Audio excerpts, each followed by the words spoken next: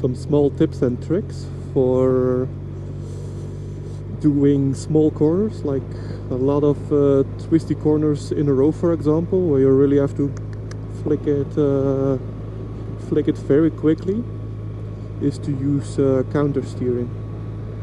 So counter steering is a little bit like, for example, I want to do a left turn, then I will push my handlebar to the right, so you would think that the bike would go right, but if you do this, you will feel that the bike will just fall towards the inside. So if you only use your body, because people say you have to move your body to steer the bike, that will be a little bit like this. So it is of course moving very quickly, but if you use the counter steering part, then you can really make the bike dance like this. So that's really crazy actually how much of a difference it makes.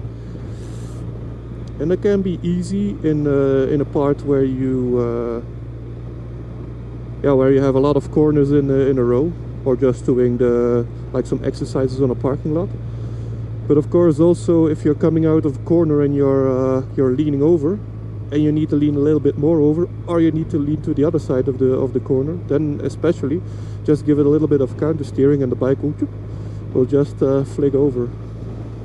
So I think that's an easy way to do it. It's best to practice this a little bit on an empty street or on a parking lot. But it took me a little while to figure it out, how to be able to do this kind of maneuvers.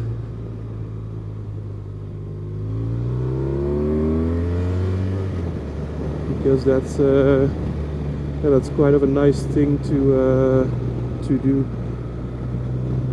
especially when you're surprised by an upcoming corner. Then you can just give it some counter steering, and you can save yourself from going wide into another corner.